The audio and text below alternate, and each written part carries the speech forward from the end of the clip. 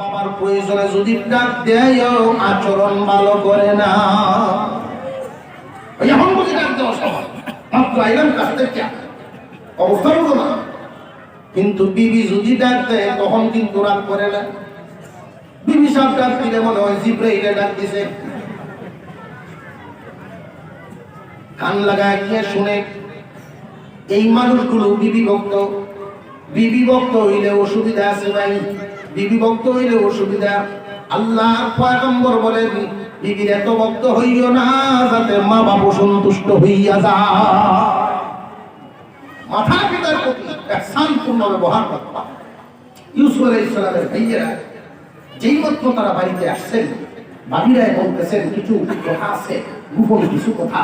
যেই মাত্র বলছে গোপন কিছু কথা, দশ ভাই একসাথে আইসা ভাবিদের সামনে দাঁড়াইছে। কি ব্যাপার কৌশলী। তখন বলা শুরু করলো, ইউসুফ ঘুম থেকে উঠে আব্বার কাছে বলছেন এক স্বপ্নের কথা। স্বপ্ন কি বানাইয়া কইছে, আসলে কি বানাইয়া কইছে না সত্য স্বপ্ন? তারা বলতেছে স্বপ্ন এক কইছে, আসমানের 11টা তারকা, চাঁদ এবং সূর্য ইউসুফকে নাকি সম্মানের সেজদা দিছে। এই স্বপ্ন বর্ণনা করেছেন ইউসুফ। ভাইয়েরা বলে এরপরে আব্বাই কি বলছেন? যে আব্বাই বলছেন এই স্বপ্ন ভাইদের কাছে বর্ণনা করা যাবে না। শয়তান তো প্রকাশ্য শত্রু মানুষের নিজেদের ভিতরে দ্বন্দ্ব শুরু করে দিবে, তোমরা নাকি চক্রান্ত করবা। তখন দেখবেন ভাইদের ব্যাপারে, ভাইদের বিরুদ্ধে যদি ভাবিরা সামান্য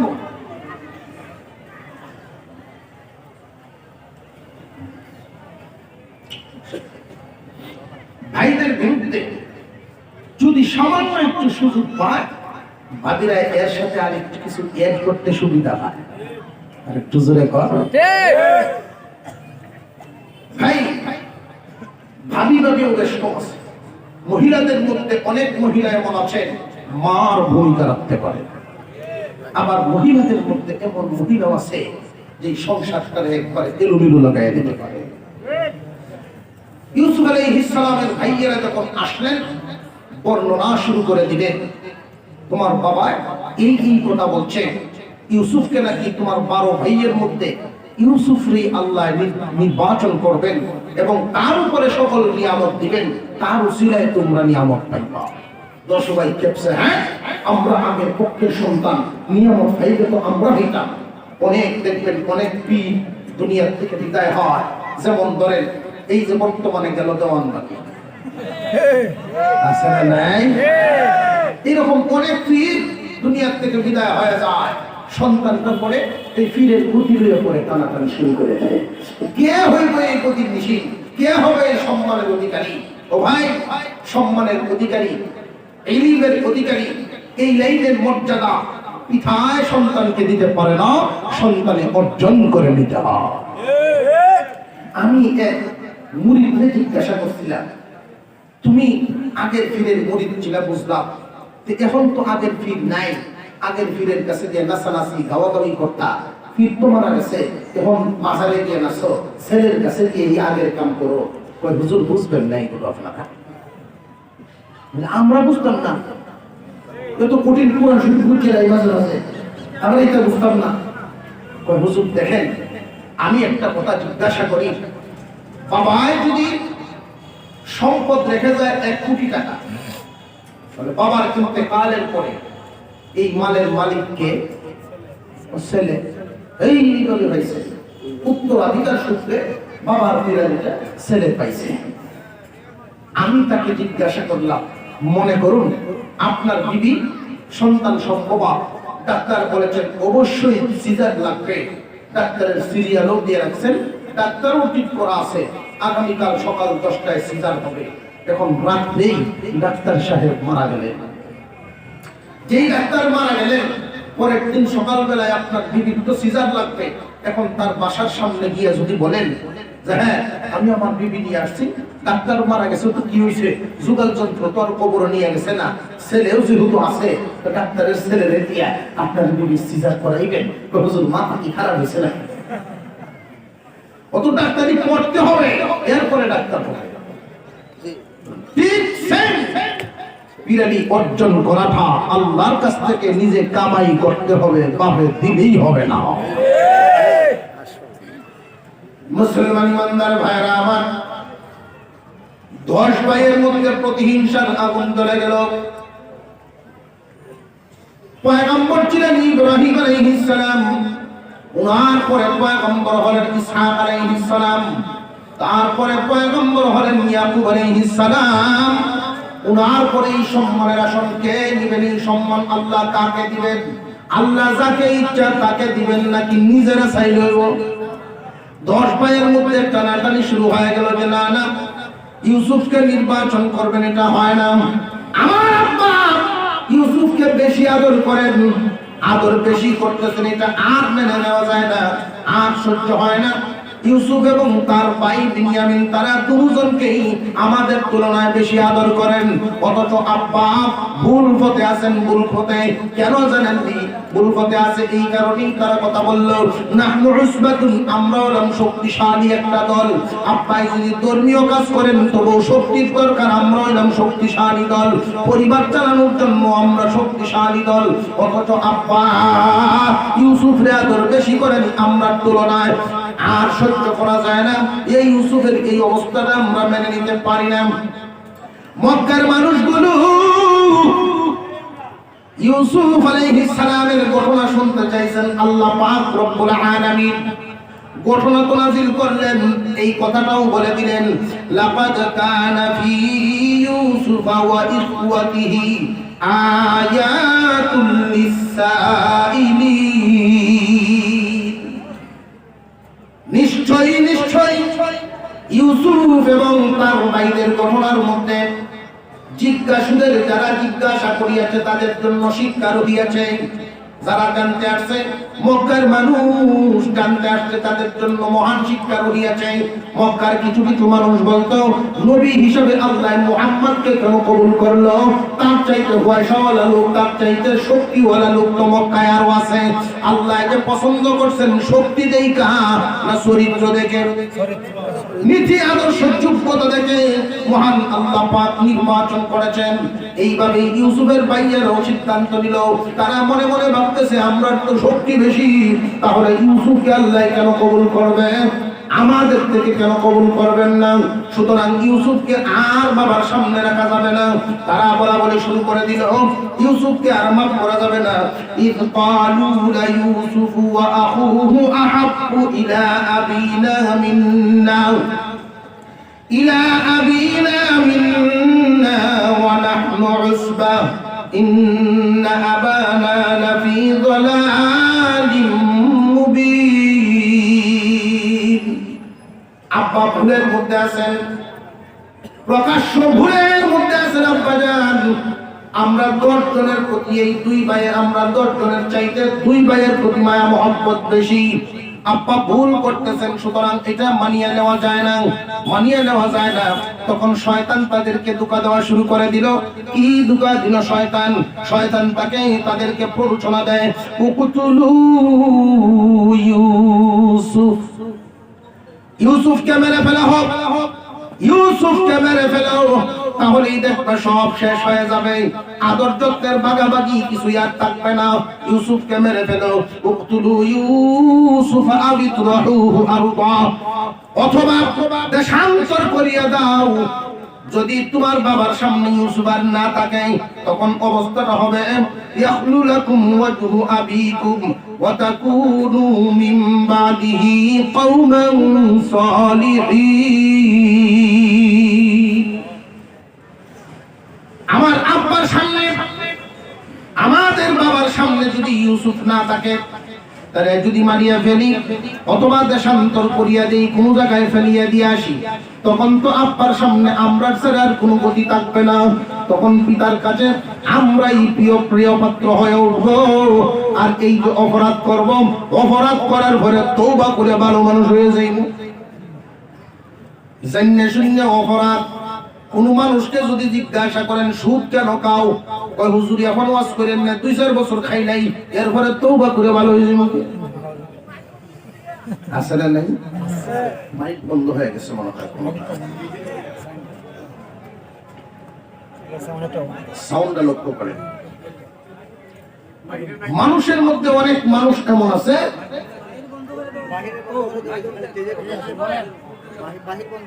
আপনারা বোঝার চেষ্টা করেন, বাহিরের মাইক বন্ধ করে দেওয়া হয়েছে। আপনারা শুনতেছেন তো? আপনাদের কোনো অসুবিধা নাই তো? আচ্ছা আচ্ছা, সব বন্ধ হোক, আপনাদের শুনতে কোনো অসুবিধা না হইলে। বাহিরে আজান হচ্ছে, বিভিন্ন মসজিদে নামাজ হবে, এই জন্য বাহিরের মাইকগুলো বন্ধ করে দেওয়া হয়েছে। কিন্তু আমাদের ওয়াজ চলবে, এখানে আজান পরে হবে, জামাতও পরে হবে। আপনাদের অসুবিধা নাই তো? ইউসুফ আলাইহিস সালাম দুনিয়ার থেকে যদি বিদায় হয়ে যান, বাবার সামনে না থাকেন, ভাইদের মনে মনে আদর যত্ন যা আছে আব্বার এটা পুরাটাই আমরা পাবো। ভাইদের মধ্যে বড় ভাই যিনি ছিলেন, 10 ভাইয়ের মধ্যে এই বড় ভাই একটু দয়াশীল বেশি। ফ্যামিলির মধ্যে দেখবেন বড় সন্তানের দয়া মায়া ছোটদের প্রতি একটু বেশি থাকে। এটার বাস্তব প্রমাণ দেখি আমরা পারিবারিক ভাবে। ছোট বাচ্চাটার বয়স যদি 3 বছর হয়, বড়টার বয়স 10 বছর হয়, 3 বছরের বাচ্চায় 10 বছরের বাচ্চারে দুমা কিলানো শুরু করে দেয়, আছে না নাই? আর বড়টা এই পিঠা খাইয়া ওর মারে ডাকে, আম্মা গো আমারে মারে, তুই রেটা তখন হাসি পাবে, আছে না নাই? কারণ কি? দয়া মায়া। বড়টার দয়া মায়া ছোটর প্রতি থাকবে, এটাই স্বাভাবিক।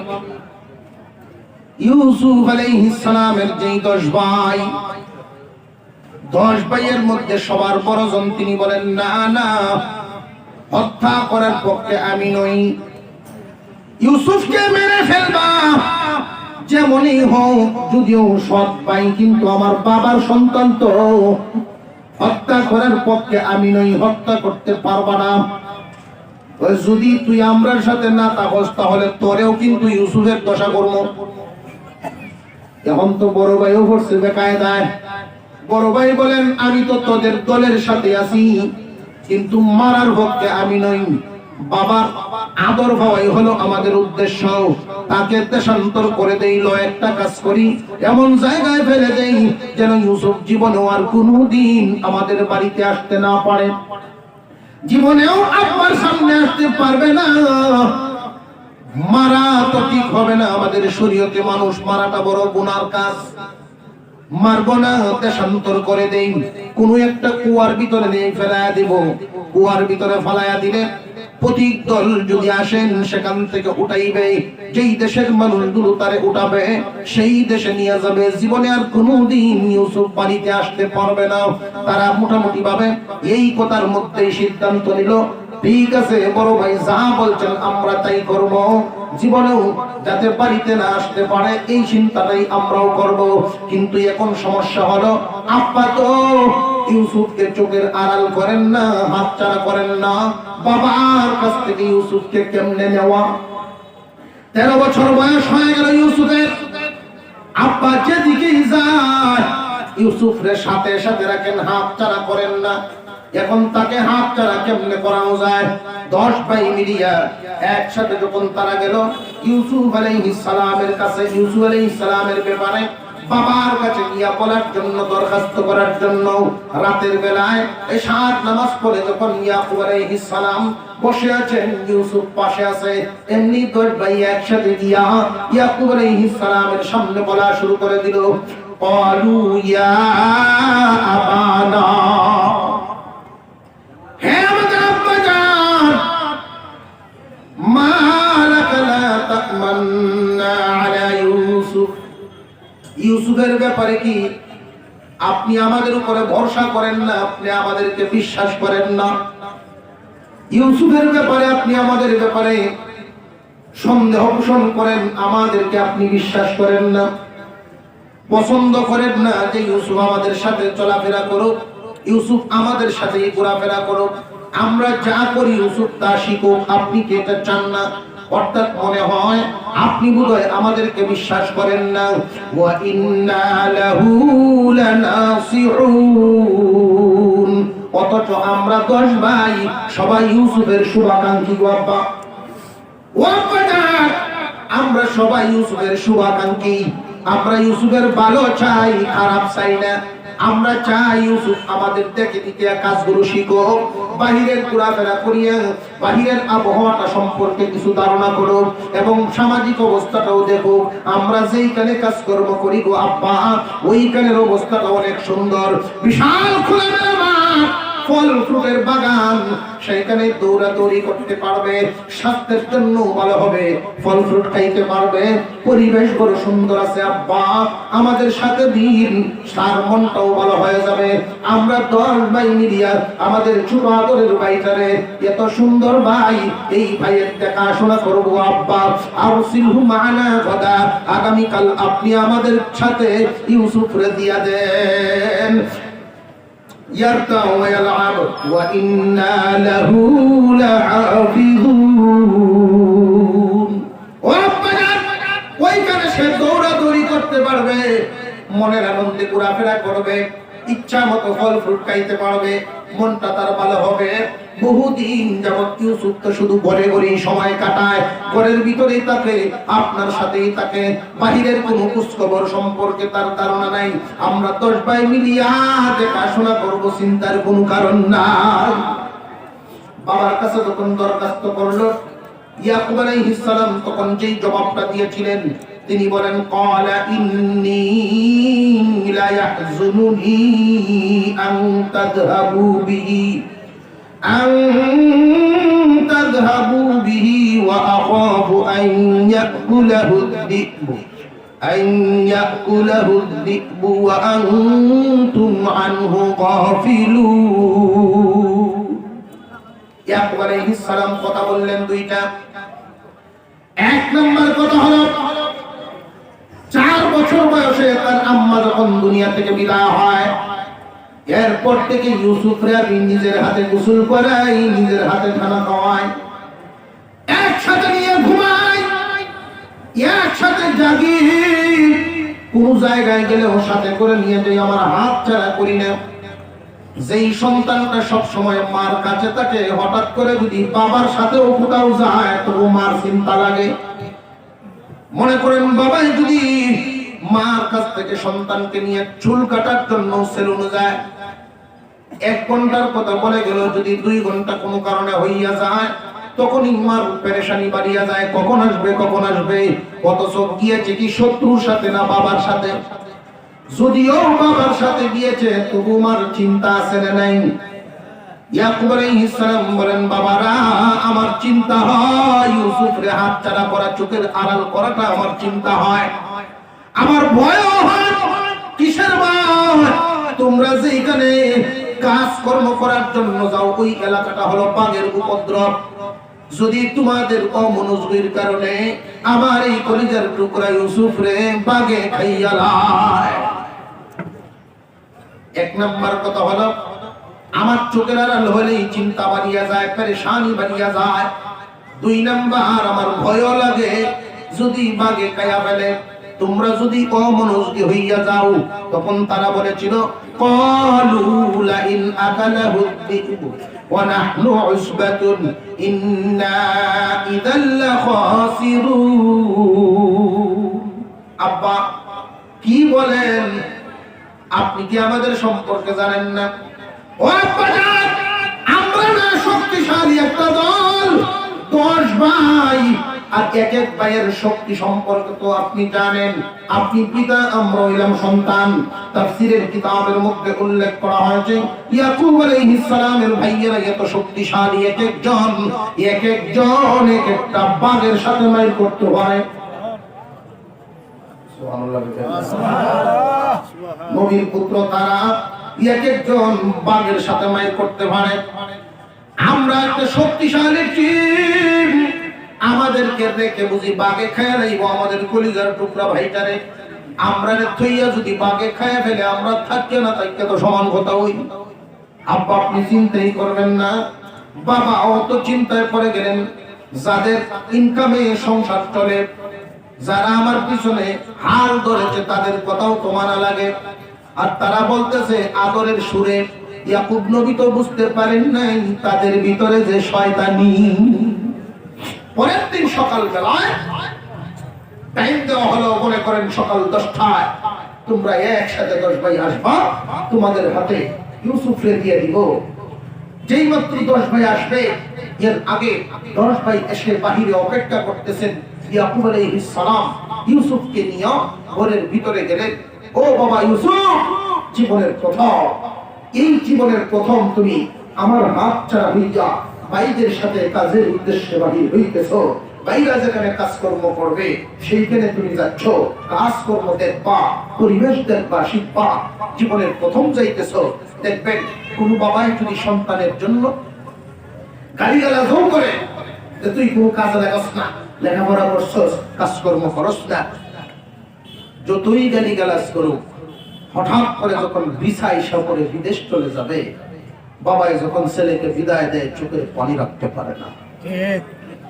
জীবনের প্রথম ঘর থেকে বাহির হবে সন্তান। ইয়াকুব আলাইহিস সালামের ভিতরে মহব্বতের আগুন দাউ দাউ করে জ্বলতেছে। ইয়াকুব নবী ইউসুফকে নিয়ে ঘরের ভিতরে ঢুকলেন। একটা তাবিজ ইয়াকুব আলাইহিস সালাম ইউসুফের গলায় বেঁধে দিলেন। কোন বর্ণনায় কোমরে বেঁধে দিলেন একটা তাবিজ।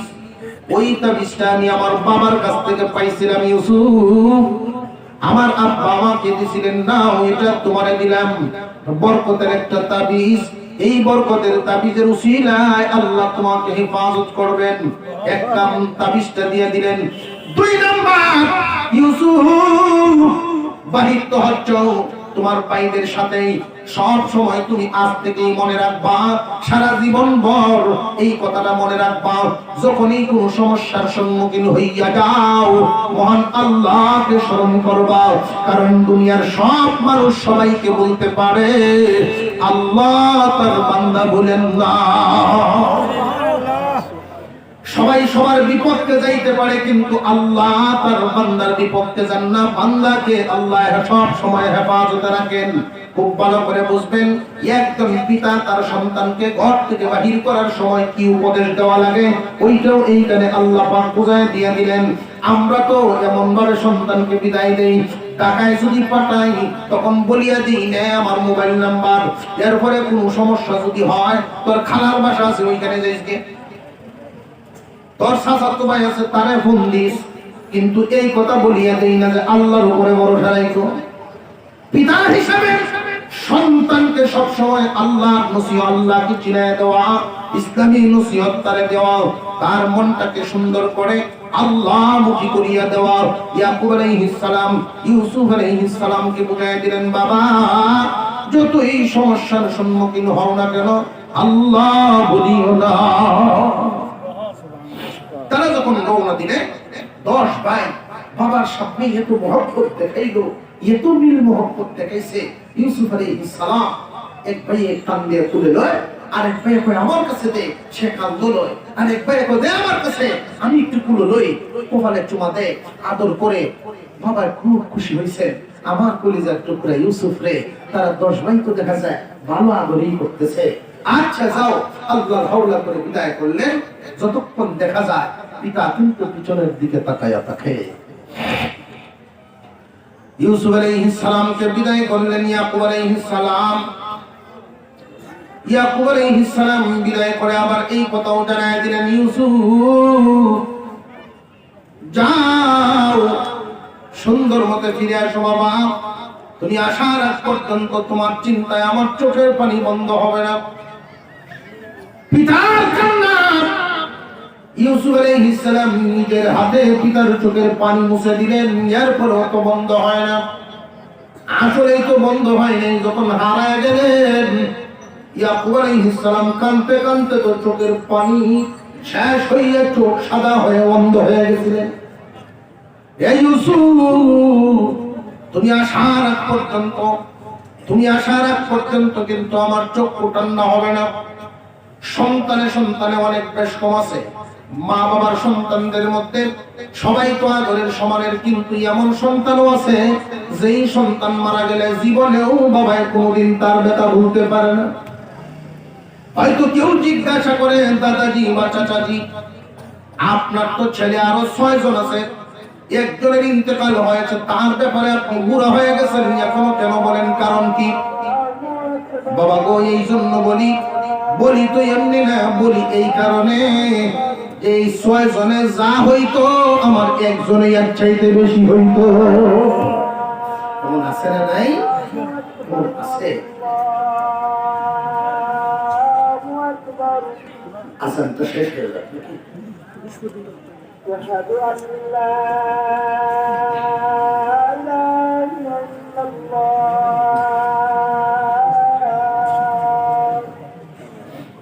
الله أشهد أن لا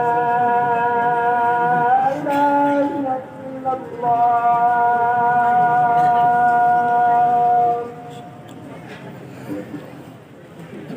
আপনারা বসেন, أشهد أن আপনারা বসেন, আর বয়ান হবে। আজানটা শেষ হোক, বয়ান আরো হবে।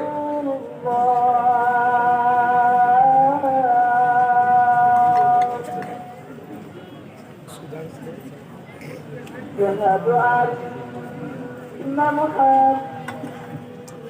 رسول الله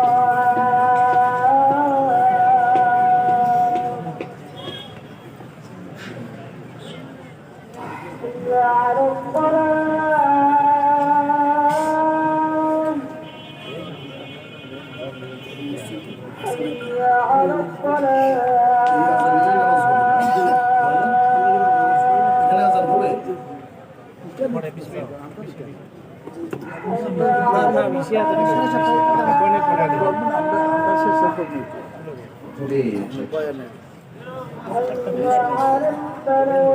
এখানে আজান হবে আলাদা, তাহলে তো আমরা বয়ান করতে পারি। বুঝছি, আমি ভাবছি যে এই আজানই এই মাঠে।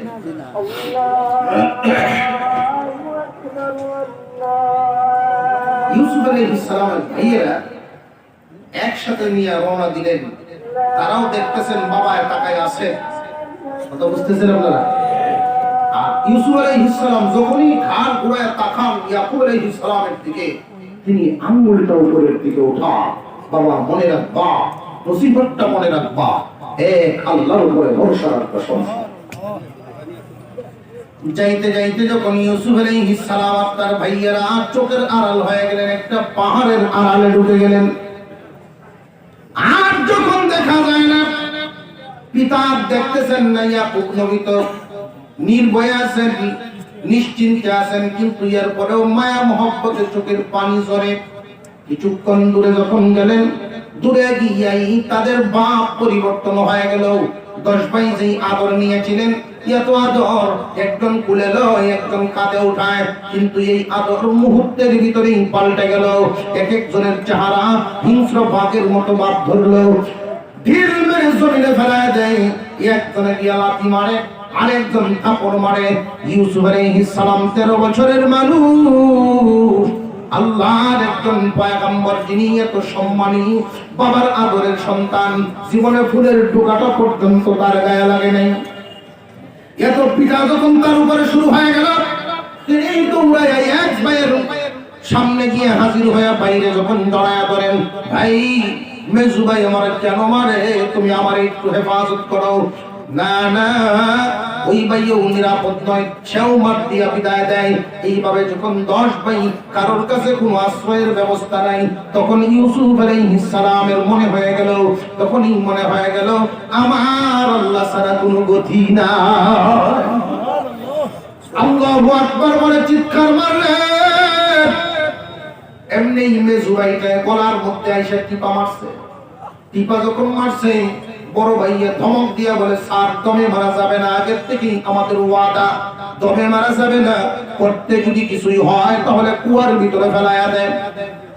ওইখানে একটা কুয়া ছিল কেনান নগরীর রোডের সাথে, রাস্তার সাথে একটা কুয়া, গভীর কুয়া, 70 হাত গভীর। ওই কুয়াটা যদি যে সময় একদম পানি না থাকে তবু 20 হাত থাকে, 50 হাত কালি 20 হাত পানি, এর চাইতে কোনো সময় কমে না। এত গভীর একটা কুয়া, এই কুয়ার ভিতরে নিয়ে ফেলায় দেই। রাস্তা দিয়ে শুধু কোন দল এই দিক দিয়ে মানুষ আসা যাওয়া করে, বাণিজ্যিক কাফেলা অনেক সময় আসা যাওয়া করে, যেই দেশের মানুষ তারে ওঠাইব সেই দেশে নিয়ে যাবে। কুয়ার ভিতরে ফেলানোর জন্য 10 ভাই যখন একত্রিত হয়ে গেল এক মনে, 10 ভাই একসাথে যখন নিয়ে কুয়ার ভিতরে ফেলাইয়া দিবে, আরেক ভাই ডাক দিয়া বলে কুয়াতে যে ফেলাইবে আব্বারে গিয়া কি বলবে?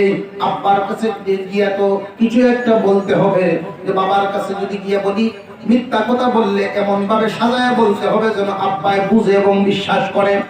আরেক ভাইয়া কয় হ্যাঁ বলার মতো সুযোগ তো পাইলাম, বাবায় বলছিলেন তোদের মনে আছে নিজে বাগে খাওয়ার ভয় আব্বার ভিতরে আছে, এই কথাই গিয়ে বলবো বাবা গো আপনি যে বলছিলেন আপনার কথাই সঠিক হয়ে গেল, আপনি তো আল্লাহর নবী, নবীর কথা বৃথা যায় না। কথা বুঝে আসতেছে? এটা কি বাবারে সম্মান দিয়ে কথা কইলো না বাবারে ভাম দিল? কথা বুঝে আসছে? বাবারে আরো এমন ভাবে এই কথাটা সাজাইলো যে আব্বা আপনি তো পয়গম্বর, আপনার মুখ দিয়ে বাইরে ছিল বাগে খাইবো। সত্যি ঘটনা ঘটে গেল। সুতরাং তার জামাটা নিয়া আব্বার কাছে দিলে চক্ষু ঠান্ডা হইব, একটু সান্ত্বনা পাইব। জামাটা দেওয়ার জন্য জামা খুলিয়া রাইখা দেয়। আরবের মানুষ বেশিরভাগই তারা পোশাক আশাক পরেন তাদের সংস্কৃতি, ভিতরে ছোট্ট একটা কাপড় পরেন, একটা জামা লম্বা এক জামা জুব্বার মতো একটা জামা পরেন। এই জামাটা যখন খুলে ফেলে দেয় ফর্সা মানুষ, তার গায়ে আর কোনো কাপড় নাই, ছোট্ট একটা কাপড়। এই অবস্থায় যখন তারে কুয়ার ভিতরে ফেলা দেওয়ার জন্য তারা 10 ভাই নিয়ত করে ফেললো, 10 ভাই হাত থেকে ছেড়ে দিলেন।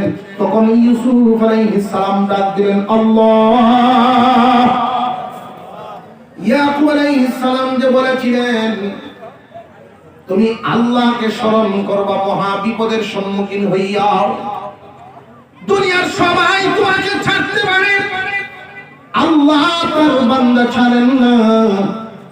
ইউসুফ আলাইহিস সালাম এই বিপদের সম্মুখীন হয়ে যখন ডাক দিলেন আল্লাহ, আমার আল্লাহ তখন বলেন জিবরাইল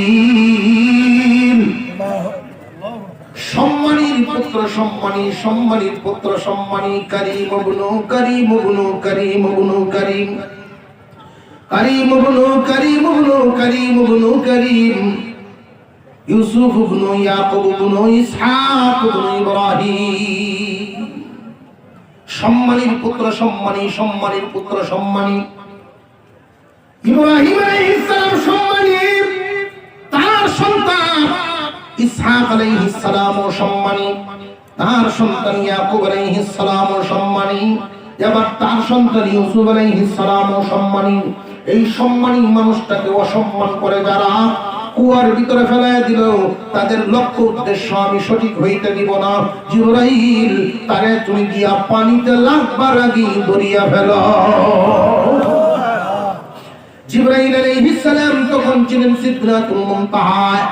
সিদরাতুল মুনতাহা তো ভাই আমাদের হবিগঞ্জের পিছনে না, সিদরাতুল মুনতাহা হলো প্রথম আসমান জমিন থেকে 500 বছরের রাস্তা, আসমানটা হলো আরো 500 বছরের রাস্তা পুরো। এইভাবে একটা শূন্যস্থানে একটা আসমান 1000 বছরের রাস্তা হয়। 7টা আসমান 7টা শূন্যস্থান 7000 বছরের রাস্তা। এই জমিন থেকে 7 আসমান 7000 বছরের রাস্তা। এই 7000 বছরের রাস্তা সপ্তম আসমান থেকে আরো 7000 বছরের রাস্তা দূরত্ব হলো সিদরাতুল মুনতাহা, 14000 বছরের রাস্তা। তাও আবার কিসের গতিতে? সাইকেল দৌড়ানো যে না না, ঘোড়া দৌড়ানো তাও না, এরোপ্লেন তাও না, আলোর গতি প্রতি সেকেন্ডে 1,86,000 মাইল যাইতে পারে, 1,86,000 মাইল যাইতে পারে। এই গতিতে গেলে হবে 14,000 বছরের রাস্তা। এত দূর জিবরাইল আমিন বড়ই গাছের সাথে হেলান দিয়া বসা। আল্লাহ ডাক দিলেন হে জিবরাইল, আমার সম্মানের পুত্র সম্মানী, আমার ইউসুফকে তারা ফেলে দিয়েছে, আমি তার অসম্মান আর সহ্য হয় না, যাও পানিতে লাগবার আগেই তারে গিয়া ধরিয়া ফেলো। ওই দিন জিবরাইল বলেন একটা নয় দুইটা নয়, আমি একসাথে 600 নূরের পাকা ছেড়ে দিয়ে টান দিলাম। লক্ষ্য করে দেখি ইউসুফও যায় আমিও যাই, ইউসুফও যায় আমিও যাই। ইউসুফ পানিতে লাগবার আগেই আমি কানানের কুয়ার ভিতরে পৌঁছে গেলাম।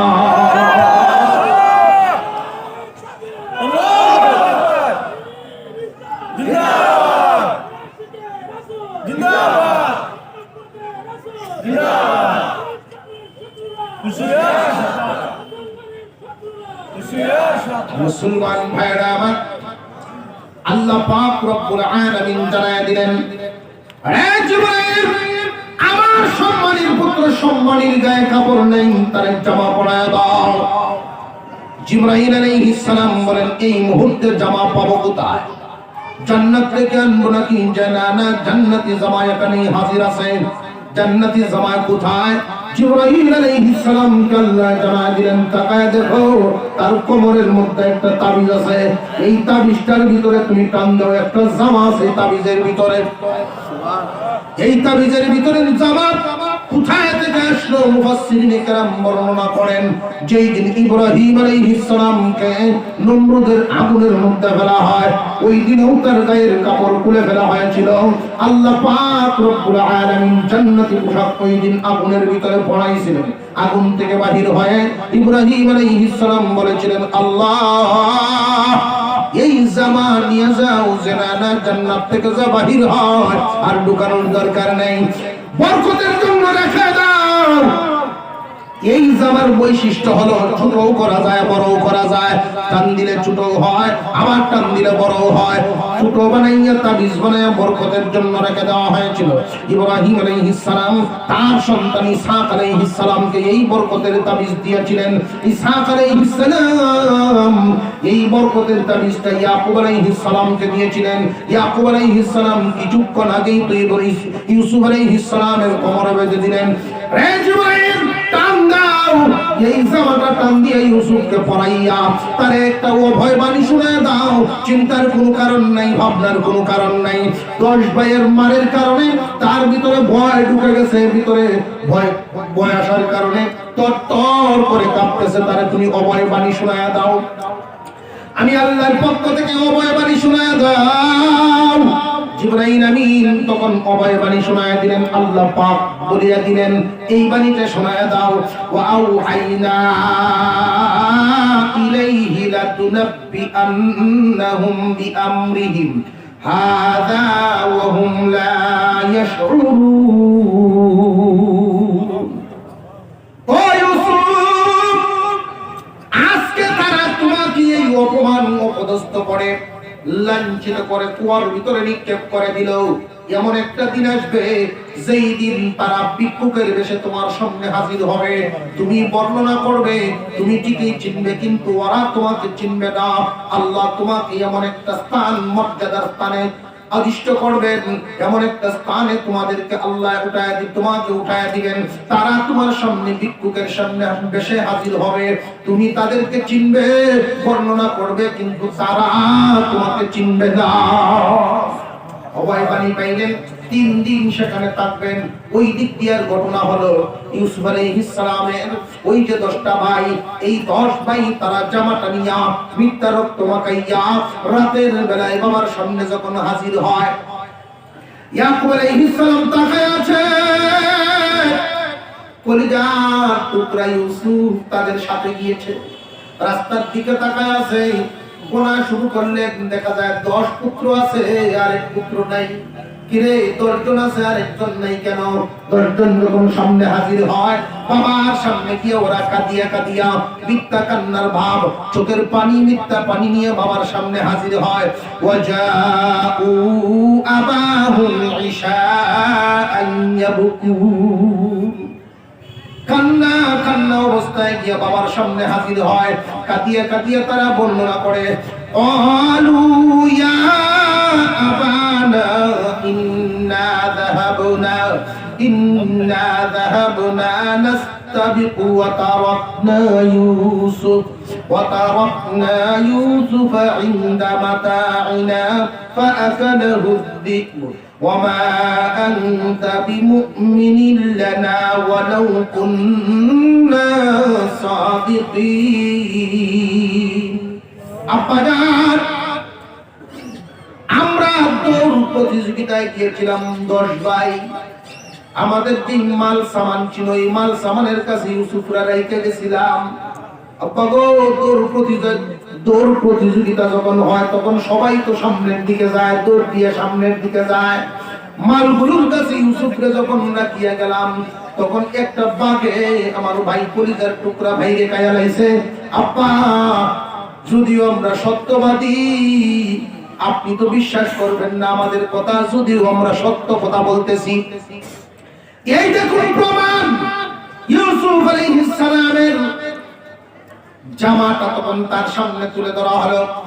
যেই জামা খুলে আনছিলেন মিথ্যা রক্ত মাখাইয়া যখন বাবার সামনে তুলে ধরা হলো, ওয়াজাউ আলা কামিসিহি বিদামিন কাযিব, মিথ্যা রক্ত মাখাইয়া বাবার সামনে তুলে ধরছে।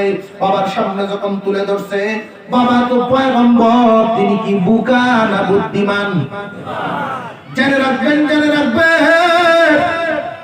যেই যুগে যিনি নবী হন, সবচেয়ে বড় জ্ঞানী হন। আল্লাহ কোন বোকা মানুষের নবুয়তি দেন না। যেই যুগে যিনি নবী হন, সবচেয়ে বড় জ্ঞানী হন। ইয়াকুব আলাইহিস সালাম বলেন, বাবারা রে, রক্ত মাখা জামাটা তো আমার কাছে আনলা ঠিকই, কেমন শিক্ষিত ভাবে খাইলো, আমার রূপের জামাটা দি চিরা নাই, আমার ছেলের জামা তো চিরা নাই, একটা বোতাম পর্যন্ত ছিড়লো না।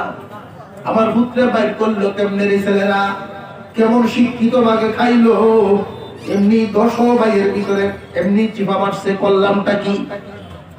খুব সাবধান জেনে রাখবেন, কোন মানুষ যদি ভুল করে, ভুলের পিছনে আরো ভুল থাকে, ভুলের পিছনে ভুল থাকে, যেই ভুলে তার ধরা পড়ে।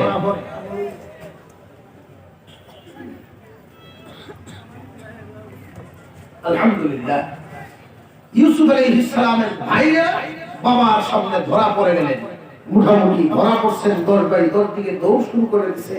যা, এই পর্যন্ত আমরা একটু শিক্ষা নিতে পারি। এটা হলো ইউসুফ আলাইহিস সালামের যে 10 ভাই শত্রুতা শুরু করলো, এই শত্রুতাটা একদম বেঠিক। নিজেদের ভিতরে মহব্বত তৈরি করলে শয়তানের ধোঁকায় যেন আমাদের ভিতরে মহব্বত নষ্ট না হয়, একে অপরের প্রতি মহব্বত রাখবো। আল্লাহ পাক আমাদের এখান থেকে আরো শিক্ষা নেওয়ার তৌফিক দান করুন, বলুন আমিন। আরো জোরে বলেন আমিন। ওয়া আখিরু দাওয়ানা আলহামদুলিল্লাহি।